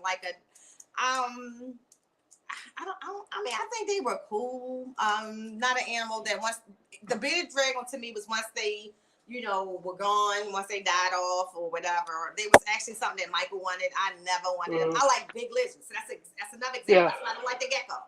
The gecko is just having bigger lizards, and their feeding regimen is so much less maintenance than this daggone gecko who want crickets every day. And she bougie. She don't want mealworms. Yeah, she want crickets. Sure. She might take a mealworm if she has no choice, and we've been going 4 days, and Michael will leave in a little bowl. She'll finally eat them. But outside of that, if she knows she got options, she's gonna wait and not eat the mealworms until you give her crickets. And that going back forth to the store that's a bit much. I just got a female bearded dragon given to me because this kid got bored of it. She had no UVB, pellet food, and no substrate or basking. That's another thing. I don't think kids under a certain age should be able to buy reptiles. I agree, because your parents have to take care of them. I agree. That's why I do not let my granddaughter take her snakes home. My daughter was raised around snakes. She had her own ball pythons, but she got 3 kids now, and that needs to be her focus and not a snake. So my granddaughter be wanting so badly, and I believe that she knows enough about them to take care of them. But like I said, the lighting and the heating and stuff like that, kids don't realize if you take a sheet and and sit it down on the floor, that it might burn the floor and burn the house down. I mean, it's just not a conscious thing that a 6-year-old would probably consider or think about. So, and something like that can happen really, really easy. So it's a lot to worry about. Yeah. And that's another thing. If you have a bunch of children, I didn't get all of these animals until my kids were grown. I had ball pythons, simple, But when I started venturing out into the bigger lizards and stuff like that, my kids was out the house. They were grown. I didn't have daycare expenses because honestly, it takes a lot of money to keep the animals that we keep. Most of us got some very exotic animals, and shout out to people who can pay college tuitions and all that other stuff and keep them at the same time. I'm just telling y'all that the way I maintain the float is that my kids are grown. I ain't got paid for them. And I don't have, daycare expenses and all other school expenses anymore. And that's why my plan was to, after Michael got out of school, because we was in his house 5 years before Michael graduated. The plan was after he got out of school, then I would have more time. Then we started to get all the additional animals because it's a disservice to an animal to get it and not take care of it. You better off leaving it where it is. And keyword, not just reptiles, animal. Yeah, animals. Like I don't care what the animal is. I don't care what it is. Hey, Keish. Somebody left a comment that I want to get to. They asked. It's at the bottom. Yeah. It's from. Anything with a mouth would bite. Absolutely. I tell people that all the time. They're like, "Do your snakes bite?" They never bit me, but. It's from Annie. She's asking. Annie. Oh, right here. Yes. Okay. You know you have the access to do that now, right? I sent it to you. You could have just did it. Oh, okay. You got the power. All right. What is a good bigger snake to get? I was thinking Dumeros boa. Any thoughts? I live in Florida. I can't get a retic or anaconda or Burmese python. Boo, Florida, but I like Dumeros. Dumeros are dope. I just got one. I like what you just got, the scrub. I don't, I like it because of what I see. I got two now. What? Since the last time we talked? We'll talk. You got a problem. You sneaking in animals. Like I just saw the first one. I'm in love with that cow, by the way. You ain't saying nothing yet. She's gorgeous. Jesus. Did you look up Minnie Moo? I tried to, but nothing came up. So I don't know if I'm gonna tell Kevin to go take a picture of Minnie Moo so I can say I might have one in my phone, but that's what you probably do. Look like.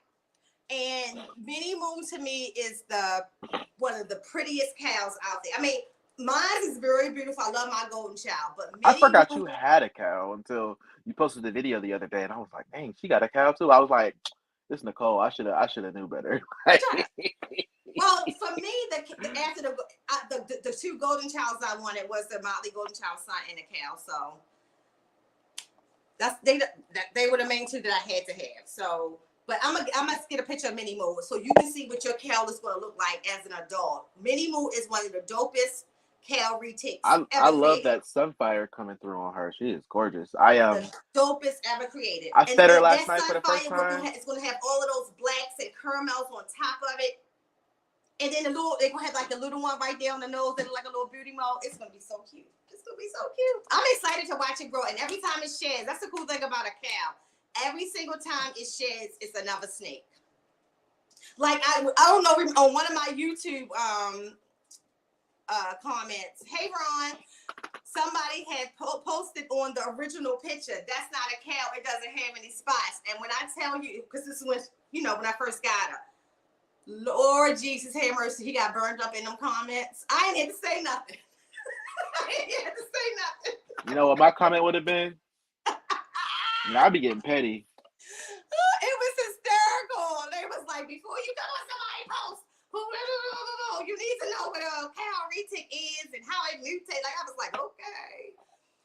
But the person ended up coming back and apologizing. Yeah, I didn't even respond. We didn't even answer the question. Hey, just a heads up, my daughter and I love starting the week with you guys. We be in the whip on the way. Oh my God. Ray, thanks for the warning because Lord Jesus. He know what he's getting into. Some of these words before. How old is she, Ray? You got to go back to the other comment. We didn't answer it. Oh, I'm sorry. Go ahead.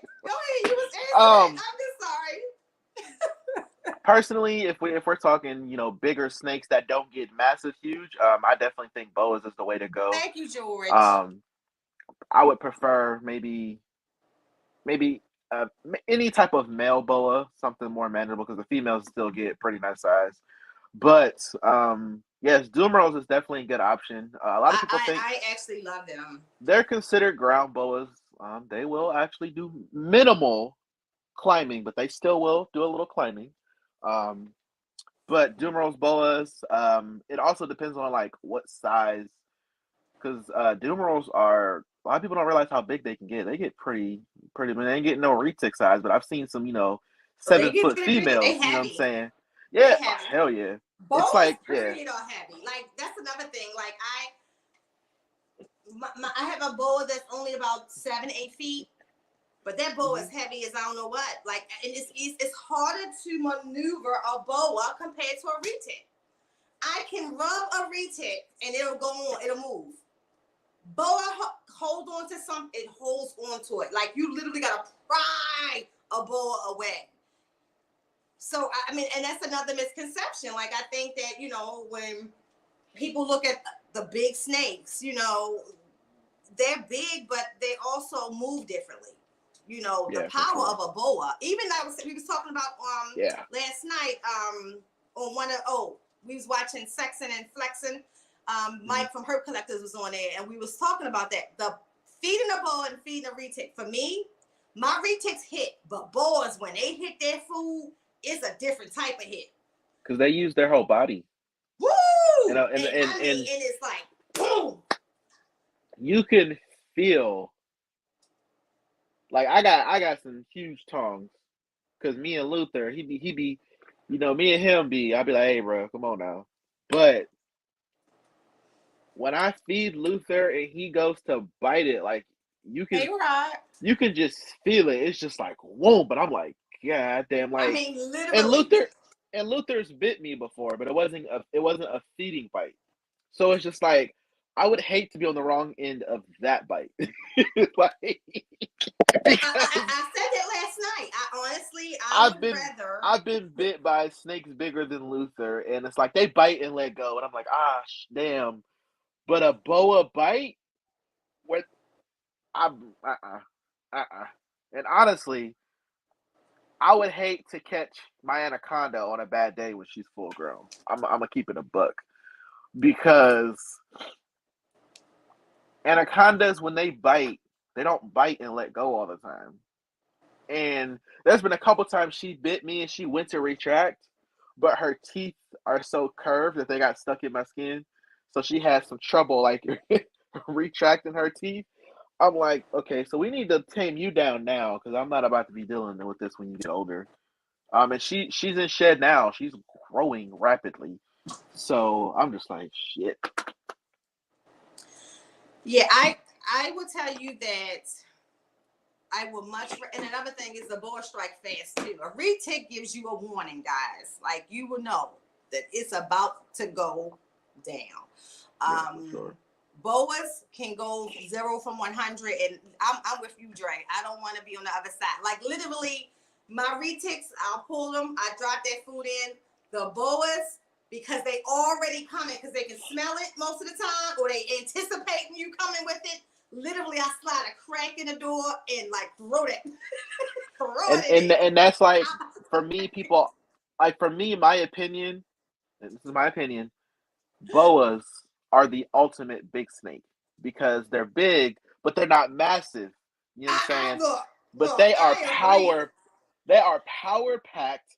They climb. It's just like, you hit all points with boas, and I'm talking the bigger boas. I don't mean like viper boas and stuff like that. It's a little bit more like, as far as if it's defensive, it's way more intimidating than a baby retic to me. Even boas are born with appetite. Like, they're born like they were like starved for the first years, because they come out and they are just like, and they're so feisty as babies. It's cute. It's cute. Question for you. Yes, apparently, Darlene. And it was one just like 4 or 5 days ago. I don't know where he snuck the second one in. Let me show you how late you are. Keep going to the next comment. Keep going. When? Keep going.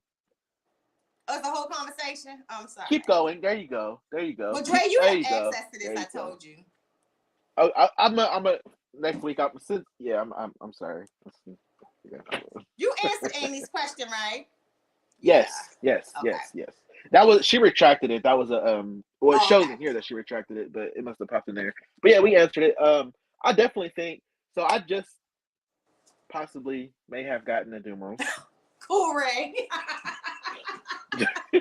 Well, hey, there's nothing worse her daughter will hear out of her dad's mouth other than cuss words. Because I tell you what, you know, some people don't curse around their kids, so I just gotta make sure. I don't be. I try not to, because my daughter is 2. But I was watching football the other day, And I was like, shit. She was like, shit. I'm like, oh no. Oh no. Well, even if we didn't, my mother curses like a sailor. So the grandkids, they'll say things that sound just like my mother. Like one day my grandson said, Scott, you getting on my motherfucker. I said, that is exactly how she says it. Like that is their great grandmother, y'all. She's a sailor. She's not altering it for nobody. Dre, y'all would have a great conversation. My mother is known. It'll sound like SpongeBob with all them whale sounds. Can I promote myself real quick? You hear me? Lord Jesus. All right, I think I'm getting caught up. Oh, hey, Taylor, Jeremy. I never know which one it is. Can I promote myself real quick? You better. All right, so speaking of my daughter. I'll let you do that, you know. I mean, I like you a little bit. Speaking of my daughter, me and her recorded our first YouTube video. It's going to be out today, 11 a.m. Eastern Standard Time. If y'all can do me a favor and go watch it. Because I was editing it last night and I watched it back and I'm so proud. I'm a proud daddy. She was super excited to see them snakes. And I've never heard her voice, like using those microphones on camera. Like with those microphones, I've never heard her voice. Obviously, I hear her voice, Nicole, because, you know. But she just sounds adorable. So if y'all can go check it out and watch it and let me, you know, drop a comment, show my boo-boo some love. I would appreciate that. We certainly will. But yeah, I'm excited to put that one out for sure because she was too happy. You'll see in the video, she was like, Daddy, let me hold it. I was like, okay.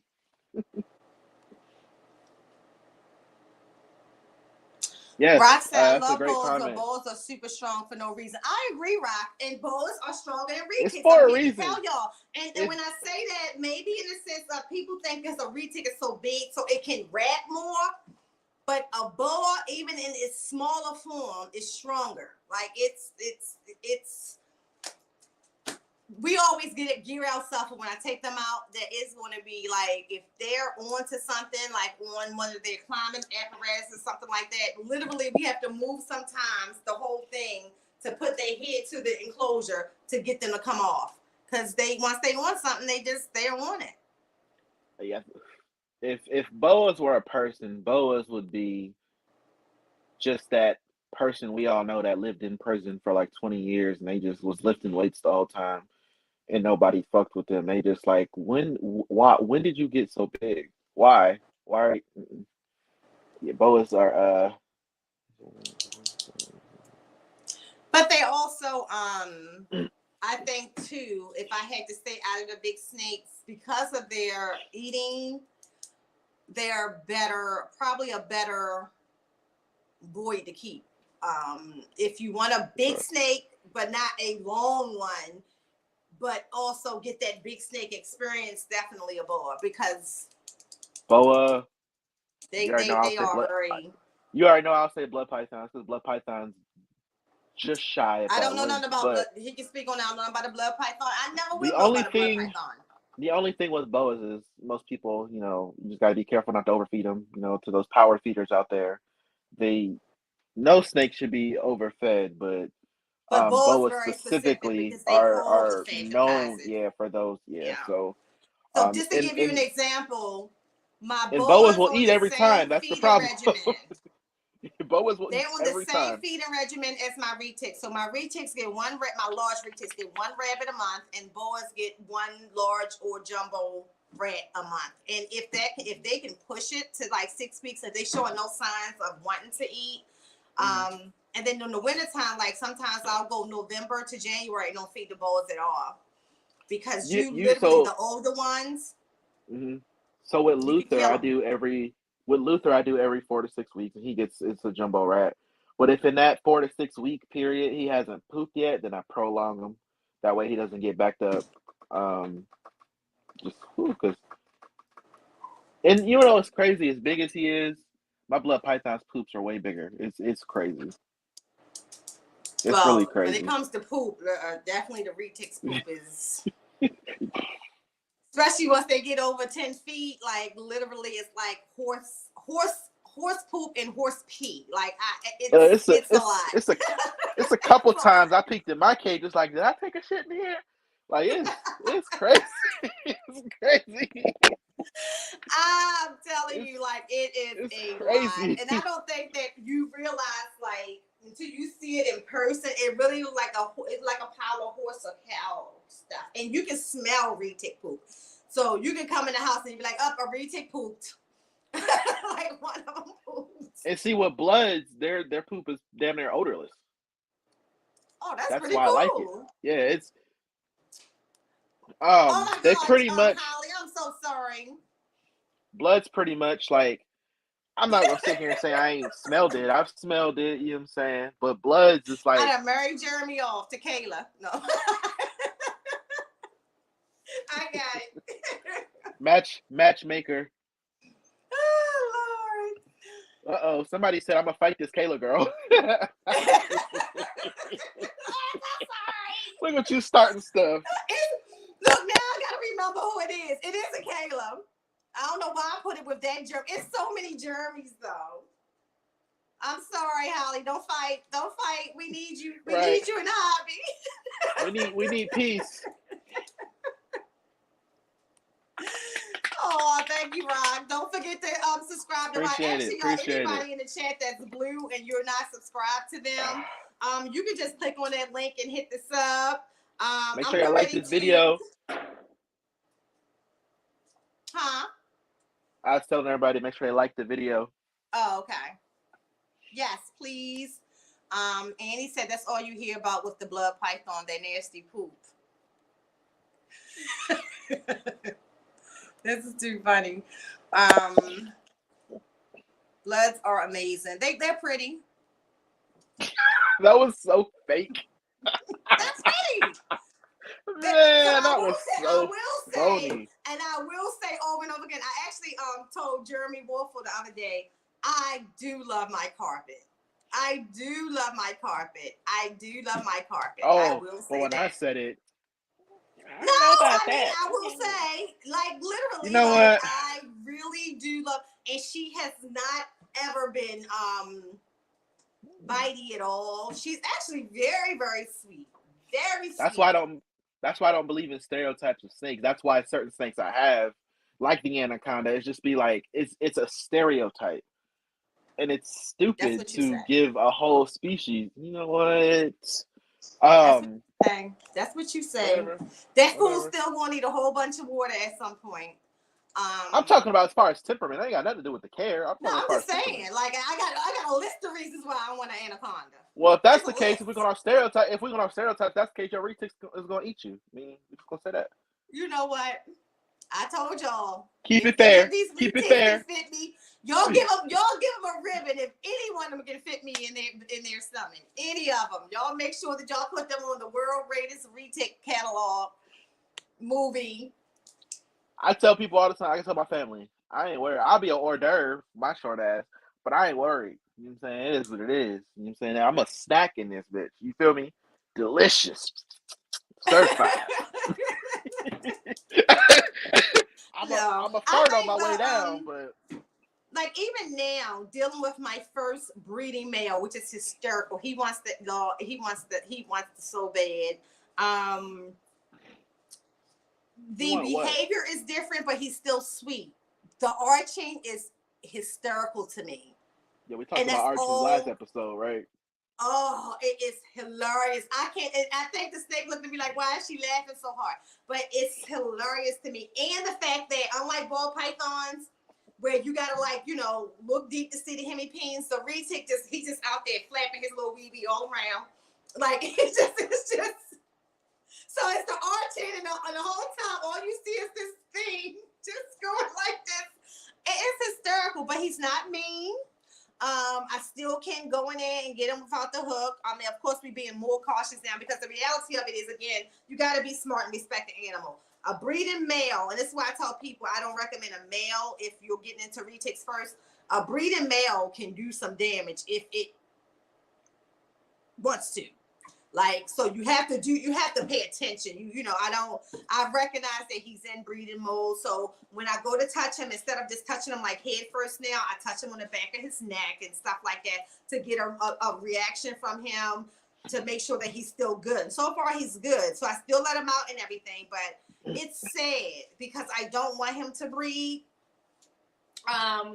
It's kind of sad because I kind of want him to be able to satisfy himself, but I don't want retic babies. And I will tell you that this breeding process with him. So the next one is going to be the tiger pie. Got to be coming right behind him. It kind of hurts my feelings. You said you don't want retic babies? No. Oh, I thought you planned to breed. My bad. No, remember when I initially got the first two, I did. But then I realized after having them, and again, this is being responsible. I don't want people to have animals that they cannot take care of the way that they should be taken care of. And I don't think there's a market. We got enough retic breeders. And I don't think I would say not only that, but I don't want to contribute to people getting snakes in the wrong hands, especially big snakes, some of the world's largest. So I get it. You just hoard all the ones you want and just keep them to yourself in your private collection. I feel that. So KT said, I'm a new keeper, just got in the hobby last year, and it's not as simple as some people make it out to be. I have 4 snakes, all different species. Lord have mercy. So KT, you got to type in what species that you have. My guy KT, one of my recent followers. Appreciate all the support, man. Appreciate you hopping on the podcast with us. Yeah, thank you. Curious to see what you have since you're a new keeper. Let's see what KT got as a new keeper. I know he wants a carpet. Nicole actually also just recently got a carpet. He watched a couple of my videos with Khalifa, so he was like, "Bro, that carpet is nice." Khalifa's a star. I didn't think I would. I'll be honest. I didn't think. Again, though, it was because of the reputation that they had. Honestly, carpets kind of remind me of miniature retics, as far as like their movement. Mike said that last night. So yeah, Mike, like he said he didn't know much about retics, but he mentioned that. As far as the intelligence, he thinks that they are very close to retics. I would tell you that as a baby carpet, it hasn't proven that yet because even baby retics are very smart. But I can see as the snake grow, that's a possibility. I love the way they move. I love how they make eye contact. I love that kind of stuff. Like, I love it. I am going to say that I probably would later on down the line get a male. I love that. I really love it. Yeah, females is first on my list when I move for the carpet and the blood. 4 lizard species. Had 5, but lost my emerald swits. Oh, emerald swits are dope. You don't hear about those often. You have to be prepared for that. Like, fortunately for me, like other than old age, I never lose animals. I never had animals that just died prematurely. But I can tell you that when I'm getting into breeding ball pythons, I know that's something that's going to happen quite often. And I honestly, even though I keep all these animals, I don't think I'm mentally or emotionally ready to lose animals that and it's going to happen often in the ball python breeding world from everything that every, experienced keeper tell me, for different reasons. I'm not ready for that. I guess it's something that I will have to grow into. So even, as you keep them, like I said, I've been keeping 32 years. That's something that I didn't, I've had a snake who lived years and died, but it's, it's a difference. Like if you have a dog that lives 15, 16 years, you're grateful. But if you have a dog and it dies at year 1, it's, it's painful. And I just think that that's another level of keeping that you have to have. Like you have to have that hardness about you to understand chalk it as a loss, especially when you pay money for it. Chalk it as a loss, and and you got to move on.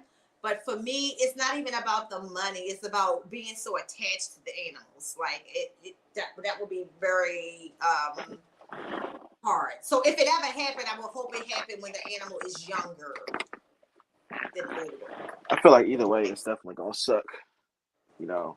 I personally have a retic, berm, BCI, and 6-ball python. Hey, Nicole, okay. Guess what team he on?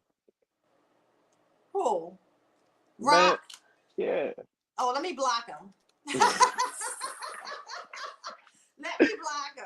Go ahead. If y'all didn't watch last week, me and Nicole did a nice little collab.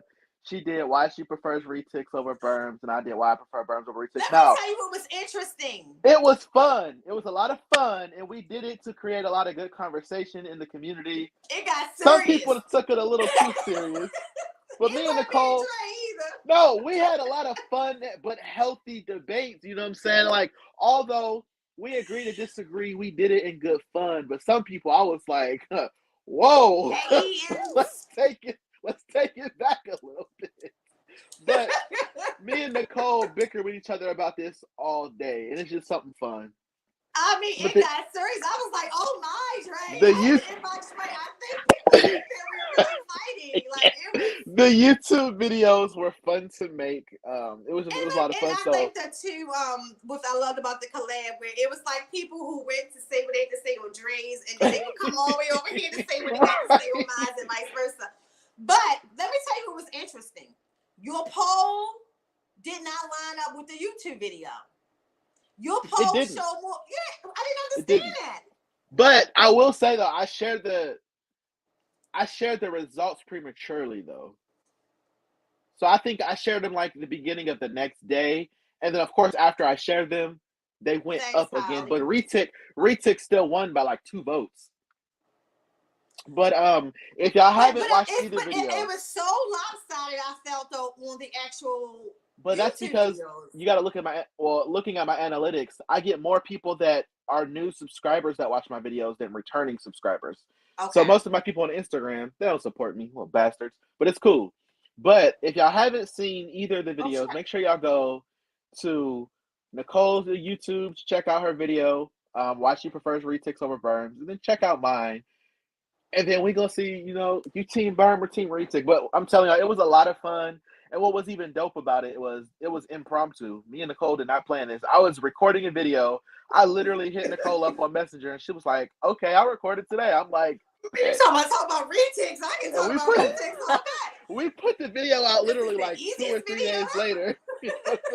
But it was a lot of fun. So y'all definitely got to go check those out. We had a lot of fun doing it. Funny. The comments, like, there are people who even message me on Lady T's Exotics, which y'all I hardly ever look at that. So it was this one guy, and he was going on. And let me tell you though, he sent me some pictures of his berms. Do you know him, Zoli? Who? His name was Zoli. When I tell you, Dre, y'all know how I got all the good retics. Mm-hmm. Name a berm that you wish for. He had it in different colors. I want a green or a labyrinth. Oh no! Or and a pie. He had the pandas. He had everything. I mean, like, so I was laughing at him. I was like, "Oh, what I can say, they damn sure are pretty. They still not better than my retics." So it was so funny. And then he went all the way on to the next day. Like, the next day I woke up, it was another comment with another picture about how about this one. Like, I was dying laughing. That was one of the funnest things that I actually did. And I actually, like, met new people through that. But it was I ain't never seen or heard of no panda. You never had a panda on berm? I've seen pies, but I've never seen panda. Panda pie, that's what it is. That's what it's called. It's a panda pie. The berm is a panda pie, fool. I'm leaving. Silly. No, I'm getting my charger. Yes, thank you, Eden. So I am actually walking. Some of you already know. This week, I leave this week for San Diego to do the 60-mile cancer walk in San Diego. So if you would like to donate, Eden's dropped that link for us right there. You can donate there. You can donate up until the time the walk starts. So the walk starts on November 18th. Open ceremony is like 7 o'clock a.m. in San Diego. So all the way up until that point, you can donate, and it goes straight to Susan G. Coleman. So, all right, we're 9:40 in, and Dre has a responsibility. I'm just the bum ass in his world. I always say this. I'm glad you finally admit it. Only you can call me that and get away with it. Nobody call you that anyway. Berm has a special place in my heart, and he's definitely a spicy noodle. Oh, his sperm is spicy. See? What you mean, see? I already said that. I already said at the beginning of the video, Berms are known to be puppy dogs, but I've seen some crazy ones. Yeah, but a and lot I've of seen people some kept nice retics. commenting that retics are no, not my retics. They're not crazy. My Berm was huffy. She never struck, but she was huffy as a baby. Every time you would go there, she go. That's how the new one, which she still needs a name. I don't know what's the name of the girl, but she's huffy for sure. And then Rock, they call it the weirdo. Oh, so that was the question that I did see that one about here we go, KT. So one of the things, KT, the reason why I started my YouTube was with what you just said. So when I was working as a professional, when I would tell people I kept snakes, they would always say, well, you don't look like somebody who keeps snakes. And I'm like, well, what do them people look like? Like, what are we supposed to look like? Like, supposed to have fangs or something? Like, I don't know what those people look like. So I started this definitely for the reptile community, but a lot of people outside the reptile community follows this channel because they get to see different reptile people and what we look like and what we do. And so that's why when I do Reptiles and Cocktails on Saturday, I talk about the person first, who they are, where they from, and then we get into the reptiles, because there are people who really think that all reptile people are white and that all reptile people got some type of tattoo on their face and piercings and gauges in their ears and everything like that. And the reality of it is for us to get the message out about our animals to the people who matter, like the people in legislation, they need to see that the same people who keeps dogs and cats are reptile lovers. So that was one of the reasons why I started my channel. So yes, all the time. I can second that. And we've actually talked about some of my experiences. You know, I get all types of, you know, crazy comments, and at first it would piss me off, but now it's like you can't be upset because these people just don't understand it, and you have to learn how to ignore it. Especially, you know, when I decided to start my platform and, you know, really push myself out there, I'm opening up for people to critique me in whatever way they see fit, whether I agree with it or not. People have their right to say whatever they want. Now I have my right to block a comment. I have my right to ignore them, so they can say whatever they want. But now, you know, instead of being upset by it, I embrace it. You know what I'm saying? I'm considered a unicorn. I'm a black reptile keeper, and most people don't understand that. And it's like an elite club that we're in that people just don't understand. And the reason what a lot of people don't know about me is I used to be terrified of snakes. So I wanted to face my fear, and that's exactly what happened. And now I love snakes. You know, now I can literally, you know, I don't know if y'all saw, I just took a fucking caiman bite willingly the other day at the store, and it's just like people are gonna judge you no matter what. People are gonna put you in a box. You don't gotta let them. People call me, oh, you're an influencer. I'm listen. Before anything, like I tell people, before anything, I'm black. So no matter what I do, I'm gonna do it in the blackest motherfucking way I can do it. So whether you like it or not, I don't care. But at the same time, you got to be comfortable in yourself to understand that not everybody's going to support or like what you do. I got so many people who support what I do and they never met me versus people that know me and don't support what I do. So at the end of the day, an insult to white people. Like you, the whole vision of what you think it looked like. You know what I mean? Like there are professional, as we know, many white people who own, you know, snakes who are not potheads and with gauges in their ears and everything else that people think. That's why I like to show all the different faces, the different personalities. And the one thing I do think we all have in common is that we have, and I said this before, and I don't say it to insult anybody, I am one of you. We have some type of mental, physical, or emotional disability that drives us to reptiles. And where those other people have to find ways to cope that we don't. My reptiles can soothe the worst of me. Mm-hmm. It can make me feel better. And on my worst day, where there are people out there, and I tell people all the time, get a snake. I did it with my niece. My niece has burns and retics now because of one of her children who actually displayed, you know, on the spectrum. And I said, get a reptile. If y'all know, my son is federally coded on one. He's a disabled adult, mentally disabled, intellectually delayed adult. And reptiles is what he masters. I mean, he masters. He can handle these retics better than I can. So I think that I like to flip it, Dre. I like to tell people the why I love reptiles, other than the fact that they are beautiful. I think they're very intuitive, and you have to trust and loyalty is a big deal to me. That those two things, you have to have that with all of the reptiles that we keep. If a reptile don't trust you, or if they don't think you're loyal, or if they don't think that you take care of them or you mean them good, you're not going to have a good relationship with them, period. But my thing is, like I like to tell people, at the end of the day, it's an animal. Like, at the end of the day, it's an animal. So and honestly, we're not going to sit here and act like we don't. We see it all the time. If a dog doesn't trust you, what's going to happen? They're going to growl. They're going to bark. They're going to probably try to bite the shit out of you.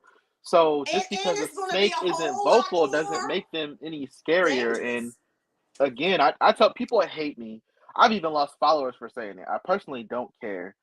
Put the Bible down and actually experience the animals. You can't tell me that you think that all things were made equally through Christ, yet you condemn snakes. You can't have both. It doesn't make any sense. Look, I don't know if y'all can see this. That's dog bite. Dog bite. That's my arm, literally, and my arm was paralyzed for months. Plenty of surgeries to get it back to normal. That's when it actually started to heal. But all of that was gone. All of that was gone. If you see it close up, you can't see the top, but this is the bottom. And someone thought that a bullet went through the top of my arm and out the bottom. And that's from a dog. I've never had that type of bite from a snake. Ever. So when people start talking that junk, I pull these pictures. You see how fast I was able to get to these pictures? I just, there you go. And it's funny because a lot of the backlash I get from having snakes comes. I'm like, bro, you have a fucking mastiff that you play fight with, and even from play fight, you get scarred up more than I do. With the thing that people need to understand is right, Annie. The thing that people need to understand is I'm okay with being bit by snakes. I'm not scared of the snake. I don't fear the snake. So if I get bit, I get bit because honestly, once you get on the level of having so many reptiles, getting bit is going to become part of the routine because you have to work through those moments so the snake can understand that a bite isn't going to get them put back in their enclosure. You have to work through it so they can see you as not a threat. Okay, cool, you bit me. We still gonna do this for 5 more minutes because I'm putting you back on a good positive reaction. And people just literally people literally just refuse to understand that they're animals at the end of the day. It's it. It's really, I mean, they're misunderstood, they're non-vocal, and I think that's what scares people. All y'all see is what TV shows you. Not all snakes, you know what I'm saying? Not all snakes are venomous. Like, no, it's really, it's not what you think it is. And it's crazy because as many reptiles as people keep, the only animals you get backlash about are the snakes. It's always the snakes. Nobody says anything about the lizards. It's always the snakes. And John, that's another good point. You know, it happens. Like, and dogs can do way more damage. But you know, people look at dog owners as like, you know, I mean, I own dogs too. I have dogs too. You know, I have a Rottweiler and I have a Yorkie Poo. The Yorkie Poo being the meanest daggone animal I have in this entire house. You sure to get bit if you come in here by that Yorkie Poo.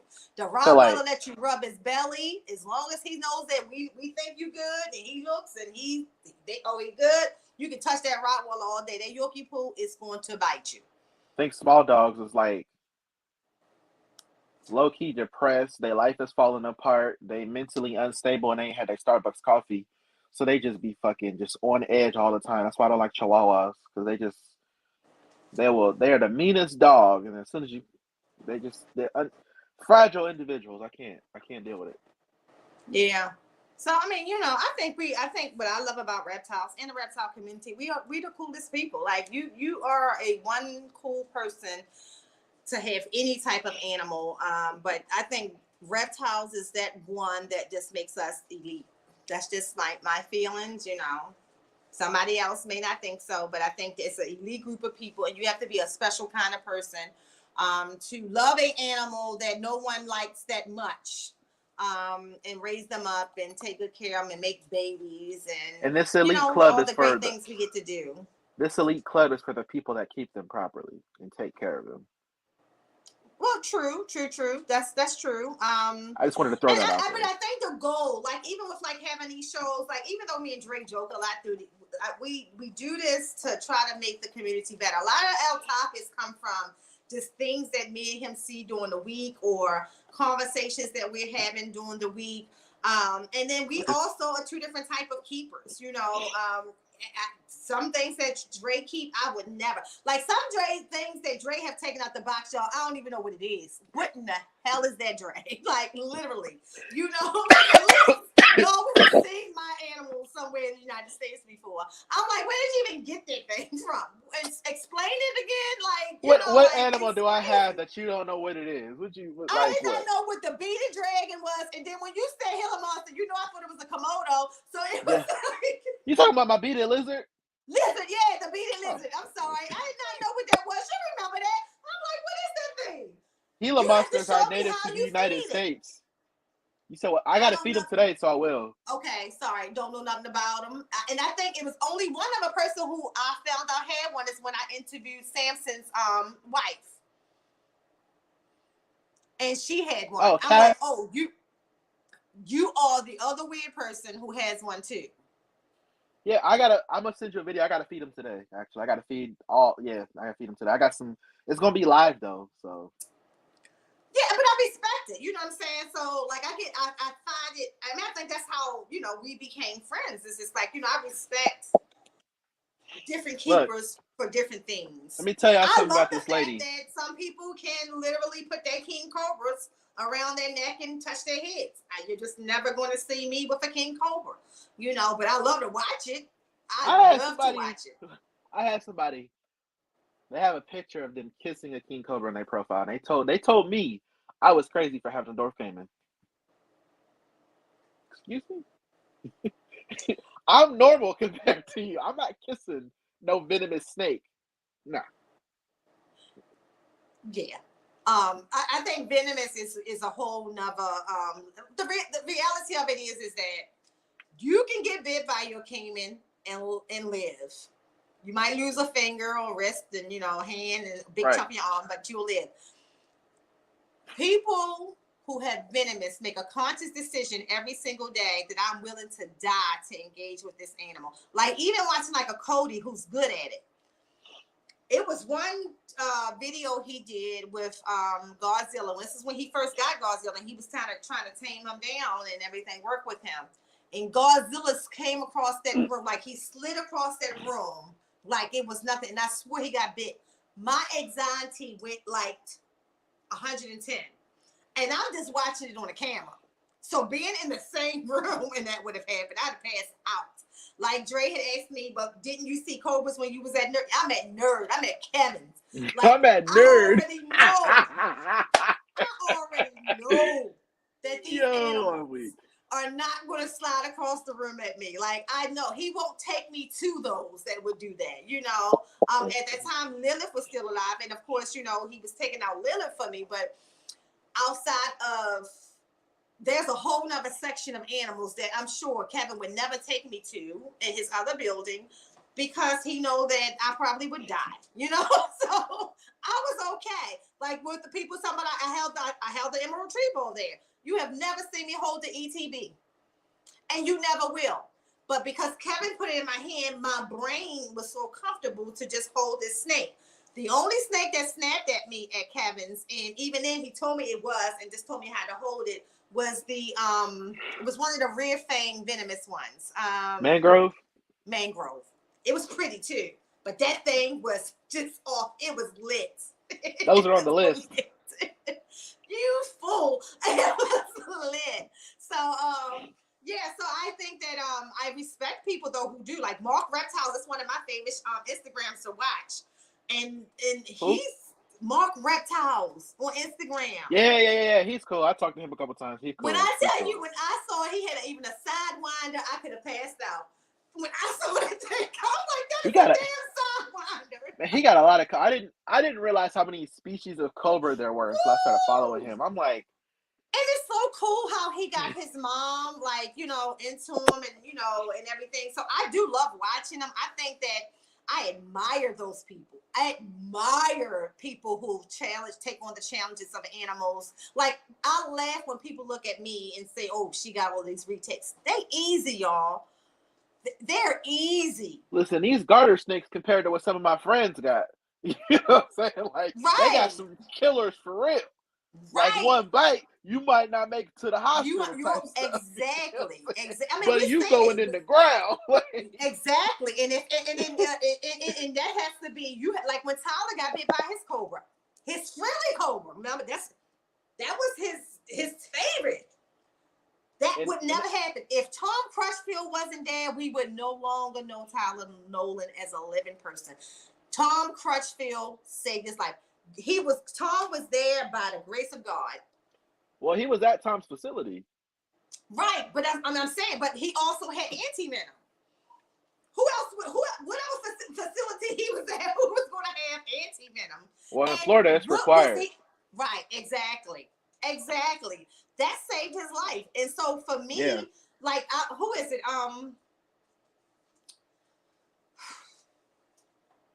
Because y'all call him something. So I'm Jewel, the one who has Taco. Oh, he does all of that, and he has no anti-venom on hand.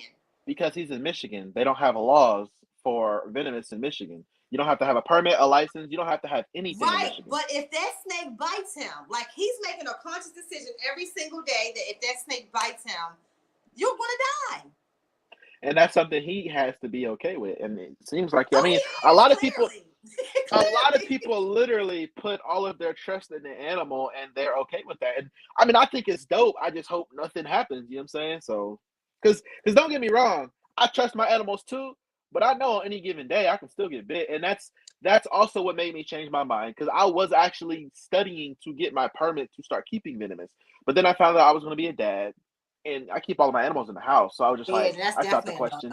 And then number two, when you keep certain reptiles, when you keep snakes, you're gonna get bit, and I'm just like, I don't trust myself to not get bit. You know what I'm saying? So I was just like, you know what? I'm gonna leave that where it's at, and respect to those, and hats off to those that do it and can do it. I admire, because trust me, I'll be like, man, now if I ever get the opportunity to interact with the cobra, from a distance, maybe like snake hook it, most definitely, that's like a lifetime, that's like a 1 in a million, experience for somebody like me. So I'm definitely gonna do it, because you know me, when I get into stuff, I want the crazy shit. So I wanted a monocle cobra. I wanted a gaboon viper. I wanted some bearable bush viper. I have a limit to my crazy. It definitely, like, I don't. You're a Gemini. Here that I think that you have to be insane to have. The craziest thing in that room is you. Like, you're a Gemini. There is no limit. You know what I'm saying? Like, I'm just saying. I don't have anything that I think I consider crazy, and that's why I tell people all the time, anybody can come in here and hold any of my retakes, and then you'll say, okay, she's not really doing nothing special. You know what I'm saying? But people think that because they see other people making retakes look like they're monsters, and that's what they think retakes are, and that's another reason why we do this show, because I like for people to see that I respect them. But I've never had a retake lunge at me, ever. Yeah. I've never went to go feed one and they come chasing me out the enclosure. Like, never. So I get people see that, and then they look at me and say, oh my God, this, woman has 8 big snakes. But, to me, it's like uneventful. And I think that, like, the carpet. Everyday behavior. The blood is more of a challenge to me. Like, I look at Dre and his blood python. I do. I mean, to me, you know what I'm saying? To me, retakes are so chill.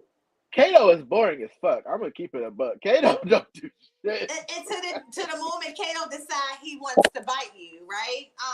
Kato don't even take his food off the tongs. I gotta lay that shit there. Where did you get Kato from? Here at my local expo. Oh. So you don't remember the breed. See, that's the thing, because I do believe the breeder passed away. Makes a difference. Okay. The breeder passed away.